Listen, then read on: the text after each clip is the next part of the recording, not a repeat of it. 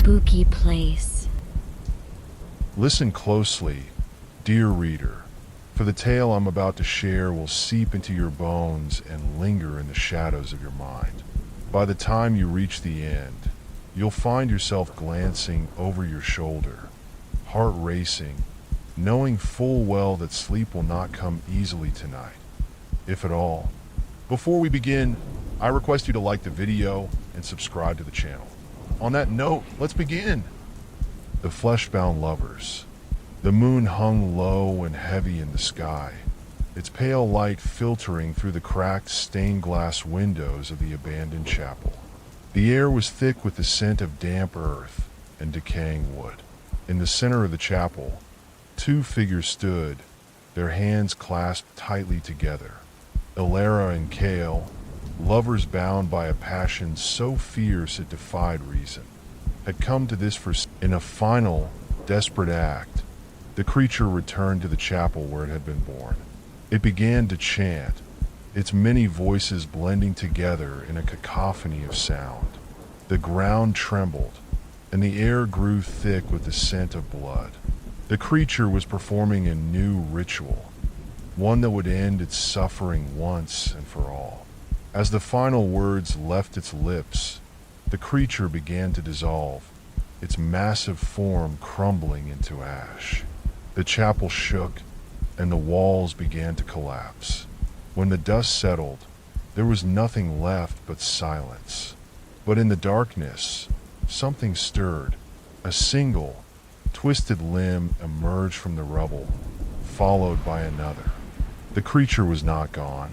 It had only begun. The town of Black Hollow was abandoned, its streets empty and silent. But in the shadows, something moved. The creature had not been destroyed. It had only been weakened. It would bide its time, growing stronger, until it was ready to strike again. And when it did, there would be no escape. The hunger would never end. Not everyone in Black Hollow had fallen to the creature. A small group of survivors had barricaded themselves in the town hall, their faces pale and gaunt from days of hiding. Among them was Mara, a young woman who had lost her family to the creature.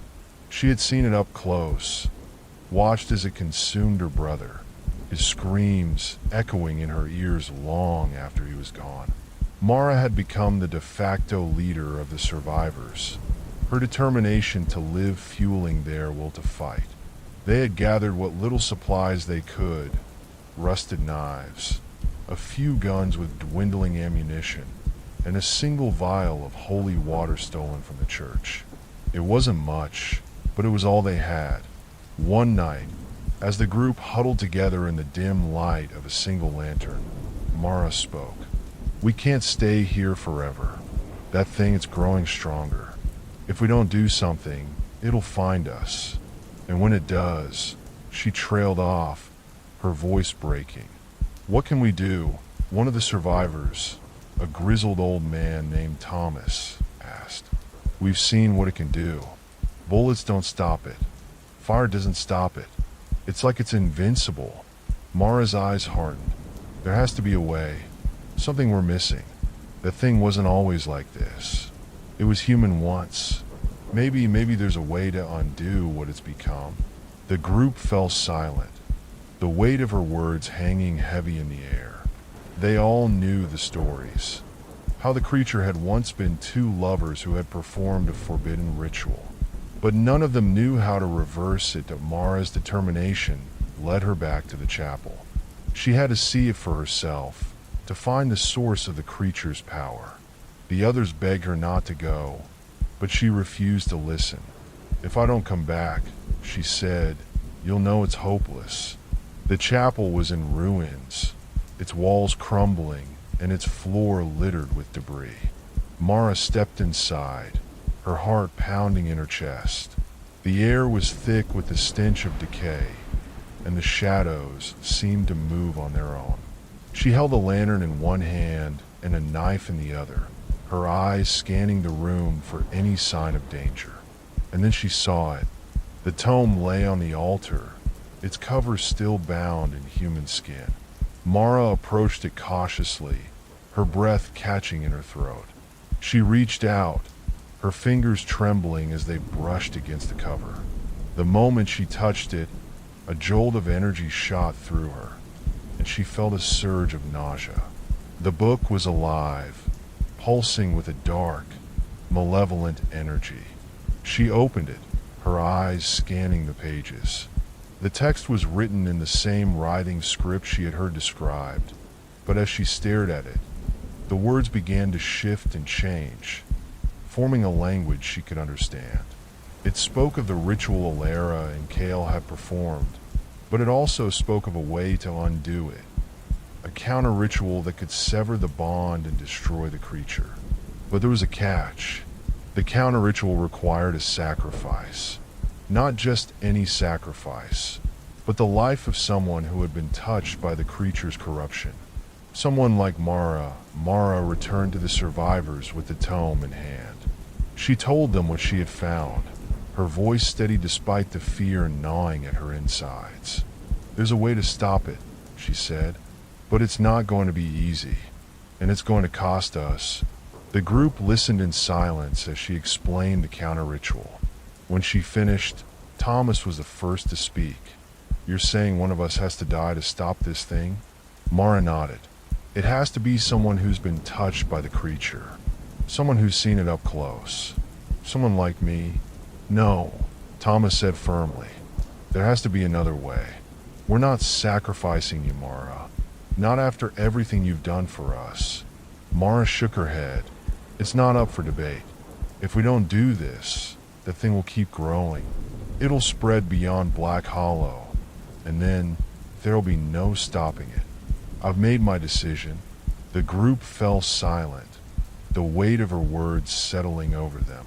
They knew she was right, but that didn't make it any easier. The survivors prepared for the counter-ritual under Mara's guidance. They gathered the necessary ingredients: candles, herbs, and a silver dagger. The tome had been clear. The ritual had to be performed at the site of the creature's birth, the chapel where Alara and Kale had first become one. As night fell, Mara led the group to the chapel. The air was thick with tension, and the shadows seemed to close in around them. They lit the candles and arranged them in a circle, their flickering light casting eerie patterns on the walls. Mara stood in the center of the circle, the silver dagger in her hand. "When I start the ritual," she said, "it's going to draw the creature here. You need to be ready. If this doesn't work, if I fail, you have to run. Don't look back." The survivors nodded, their faces pale but determined. Mara took a deep breath and began to chant, her voice echoing through the chapel. The words felt strange on her tongue, as if they didn't belong to any human language. The air grew colder, and the candles flickered wildly. And then they heard it. A low, guttural growl echoed through the chapel, followed by the sound of something massive moving in the darkness. The creature had arrived. The creature loomed over the chapel, its twisted form writhing with a sickening energy. Its many eyes locked onto Mara, and it let out a deafening roar. The survivors scattered, their weapons drawn, but Mara stood her ground. She continued to chant, her voice growing louder as the creature advanced. It reached for her, its grotesque limbs stretching out like tendrils. But just as it was about to touch her, Mara plunged the silver dagger into her own chest. The creature let out a shriek of agony, its massive form convulsing as the counter-ritual took effect. The bond that held it together began to unravel, its flesh splitting and tearing as the souls of Alara and Kale were forcibly separated. The chapel shook, and the walls began to collapse as the creature's power was undone. Mara fell to her knees, her vision fading as the life drained from her body. The last thing she saw was the creature's form dissolving into ash, its many eyes dimming. As it was finally destroyed, the survivors emerged from the ruins of the chapel, their faces etched with grief and relief. Mara's sacrifice had saved them, but the cost had been high. The town of Black Hollow was gone, its streets empty and its buildings crumbling. The survivors knew they couldn't stay, but they also knew they couldn't leave without honoring Mara's memory. They buried her in the chapel's ruins, a simple marker placed over her grave. As they prepared to leave, Thomas paused, his eyes scanning the horizon. "Do you think it's really over?" he asked. No one answered. They all knew the truth. The creature was gone, but the darkness that had birthed it still lingered.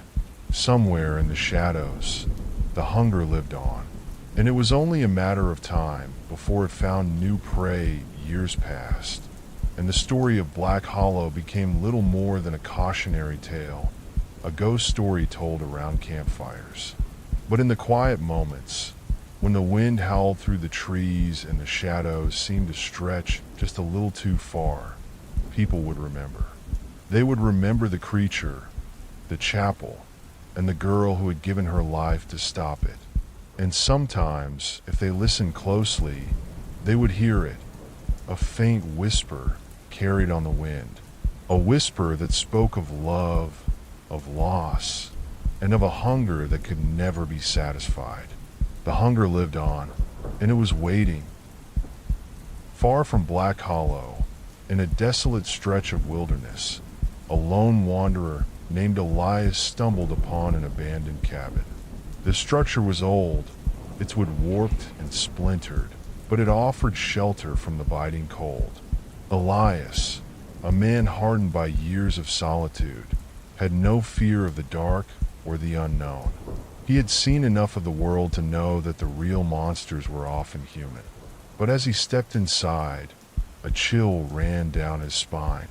The air was heavy, oppressive, and the walls seemed to pulse faintly, as if alive.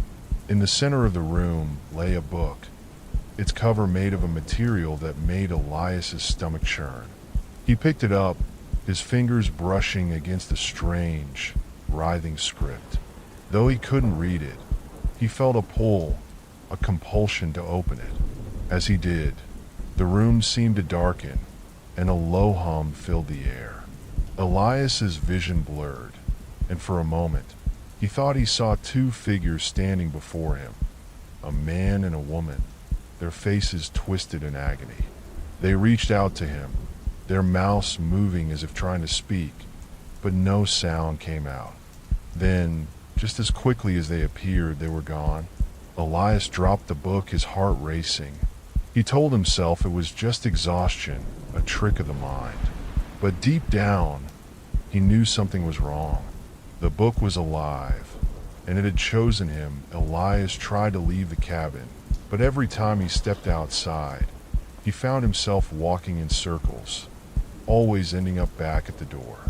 The forest seemed to shift and change around him, the trees closing in like a cage. He was trapped. Desperate, he turned to the book. If it had brought him here, maybe it could help him escape. He began to read, the words flowing into his mind as if they had always been there.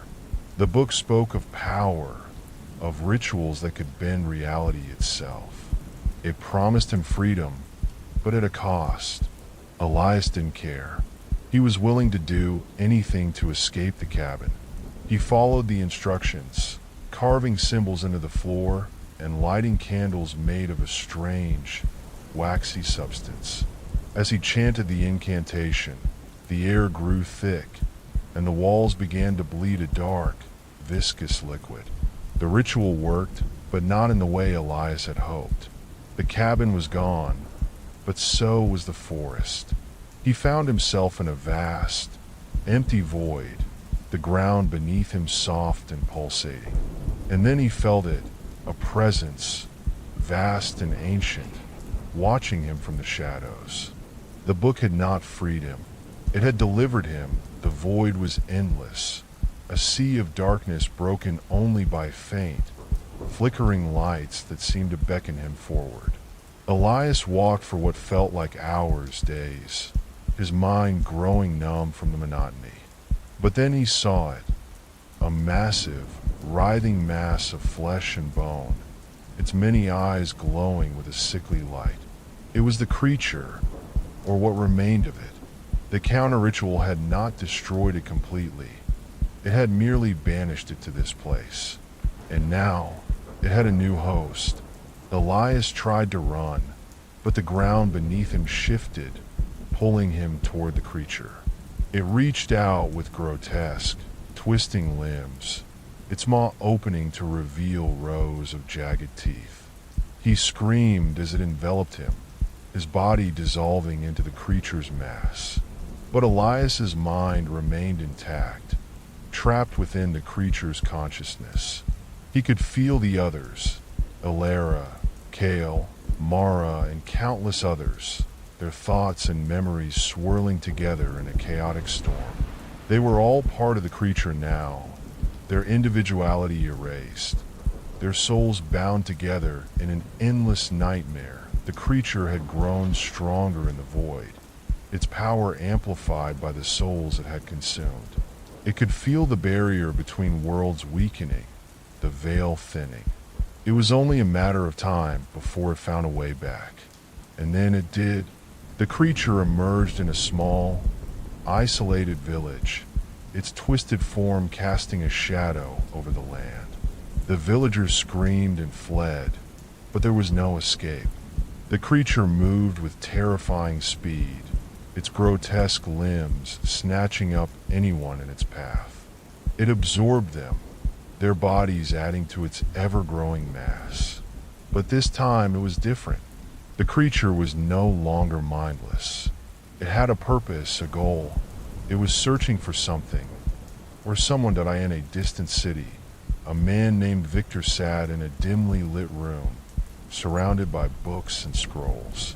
He was a scholar, a seeker of forbidden knowledge, and he had spent years studying the legends of Black Hollow and the creature that had destroyed it.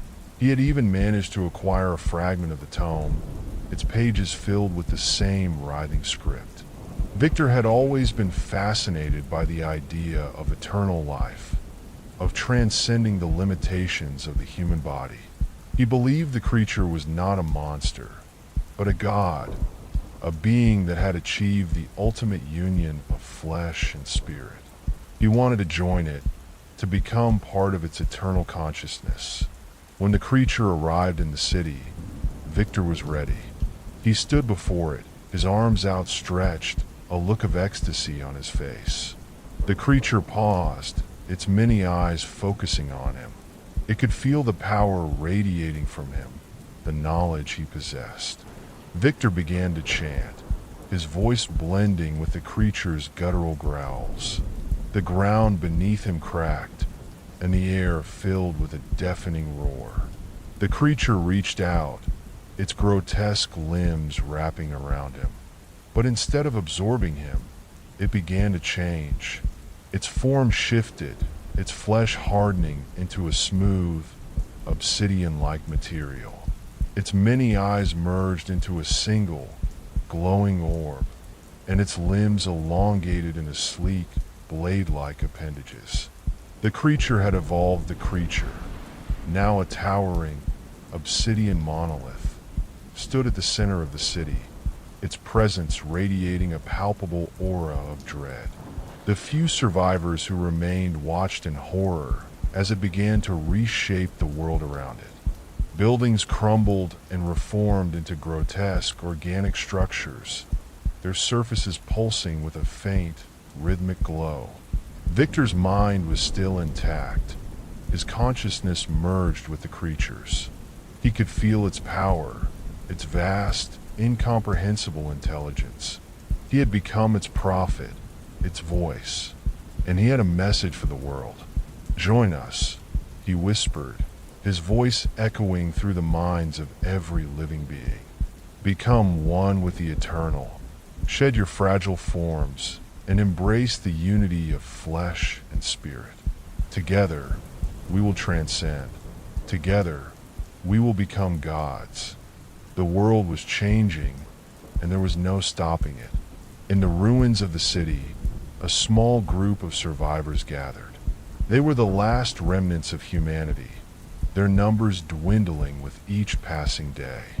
Among them was a woman named Lila, a former soldier who had seen too much death to give up without a fight.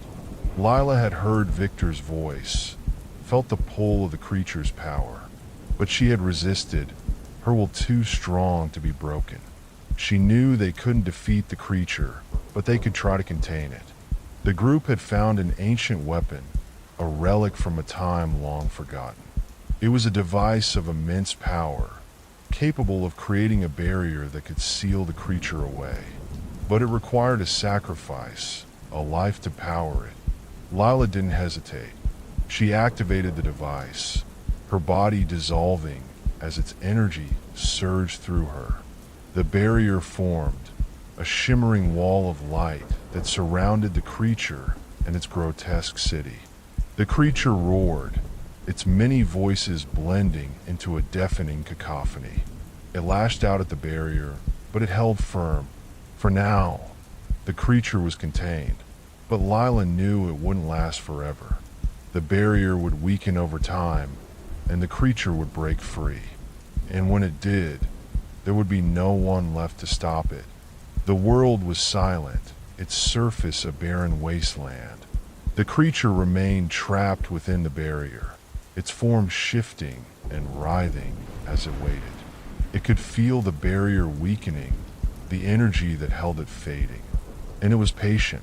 Somewhere, in the depths of space, a new world teemed with life.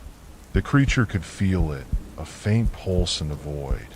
It was only a matter of time before it found a way to reach it. The hunger lived on, and it would never be satisfied. Thank you all for watching. Please like and subscribe for more scary stories.